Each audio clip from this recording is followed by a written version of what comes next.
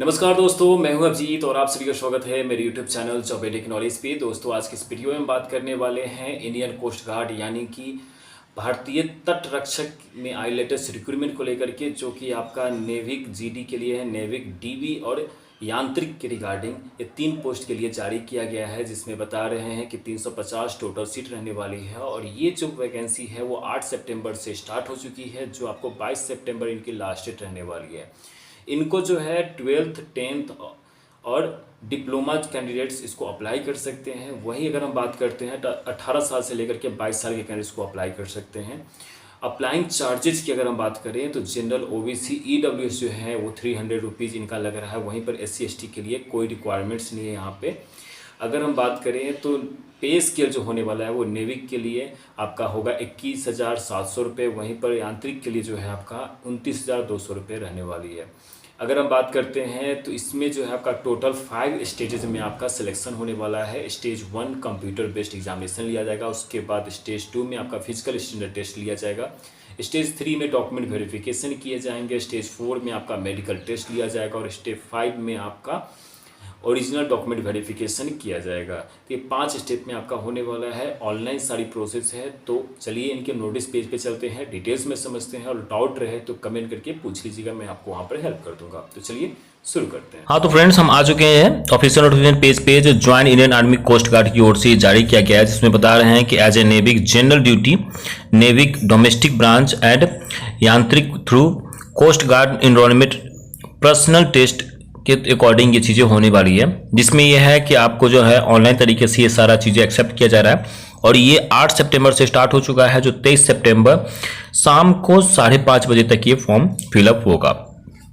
इनके डिटेल्स की ओर अगर मूव करते हैं तो एलिजिबिलिटी कंडीशन की अगर हम बातें करें तो online application invited from male Indian citizens possessing educational qualification and as as prescribed below for recruitment to the post of Navik general duty, Navik domestic branch and Yantrik in the Indian coast guard as arm force of the union के according ये किया गया। इसमें education qualification की अगर हम बात करें तो नेविक डोमेस्टिक ब्रांच के लिए आपका क्वालिफिकेशन जो होगा वो आपका रहेगा क्लास 10th पास आउट होना कंपलसरी है।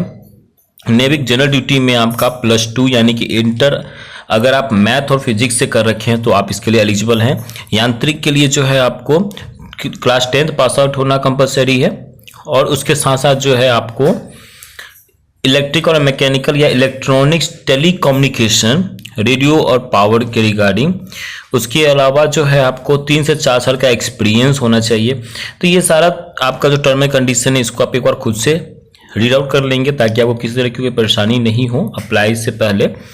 अगर हम बात करते हैं तो इनमें लिस्ट का कि जैसे कि इलेक्ट्रिकल इंजीनियरिंग डिप्लोमा में, जैसे अगर आपने इलेक्ट्रिकल एंड इलेक्ट्रॉनिक कर रखे होंगे तो इलेक्ट्रिकल एंड इलेक्ट्रॉनिक इंजीनियरिंग है, इलेक्ट्रिकल एंड इंस्ट्रूमेंटल इंजीनियरिंग है। उसी तरीके से जो है ना आपका जो सब्जेक्ट वाइज यहाँ पर दे रखा है कि आप अगर इस फील्ड से होंगे तो आप इसके लिए एलिजिबल हो पाएंगे। उसी तरीके से मैकेनिकल इंजीनियरिंग डिप्लोमा के लिए हो गया, और रेडियो पावर के लिए और डिप्लोमा इन इंजीनियरिंग के लिए जो कि आपका है इलेक्ट्रॉनिक्स एंड टेली कम्युनिकेशन के रिगार्डिंग, उसमें आपको इन सारे सब्जेक्ट से अगर आप कर रखे होंगे तो आप इसके लिए एलिजिबल माने जाएंगे।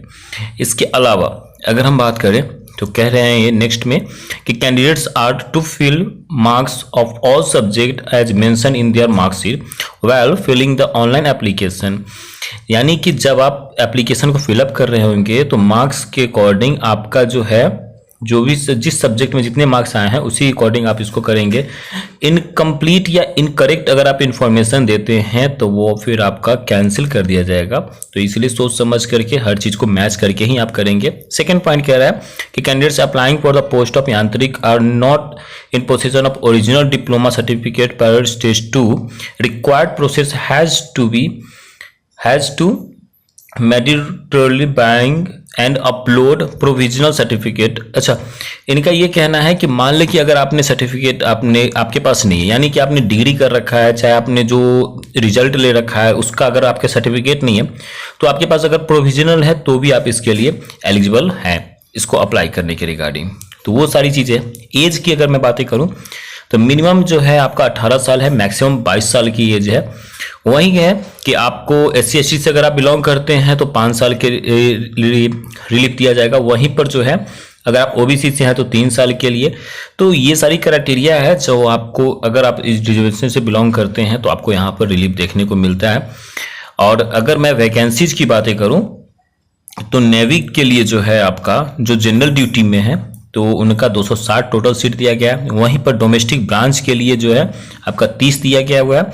यांत्रिक मैकेनिकल के लिए दिया गया हुआ है 25, यांत्रिक इलेक्ट्रिकल के लिए दिया गया हुआ है 20 और यांत्रिक इलेक्ट्रॉनिक्स के लिए दिया हुआ है 15। कुछ इस तरीके से आपका टोटल वैकेंसीज जो दिया गया हुआ है। उसके बाद अगर मैं बातें करूं तो यहाँ जो है सिलेक्शन प्रोसीजर जो आपका किस तरीके से होगा वो आपका होगा। सबसे पहला जो इसमें आ रहा है वो है photographer of candidates in application form with facial features physical appearance of the candidates at stage 1, 2, 3 and 4 के अकॉर्डिंग होगा।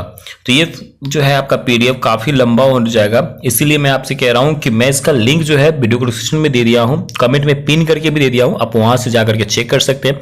फिर भी कहीं कोई डाउट लगे तो आप कमेंट करके हमसे पूछ लीजिएगा, मैं आपको वहाँ पे हेल्प कर दूंगा। उम्मीद करता हूँ आपको यहाँ तक सारी जानकारी मिल गई होगी।